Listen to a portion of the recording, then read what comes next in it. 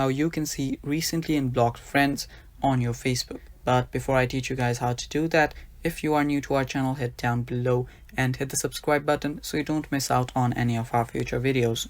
Now, let us begin. First, just open up your Facebook and go to your accounts right here, go to your menu, and right under there go to your settings and privacy and tap on settings. Now after you do that, just scroll down till you see the audience and visibility option. Now under that section you will see on the second last option, the blocking.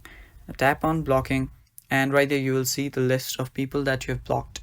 Now let us just unblock this, and yeah, I've unblocked it. Now what you'll need to do to find that person is just go to the search bar and search for that person. Now just search for it, and yeah, that is how you see and find the recently unblocked friends on your Facebook app.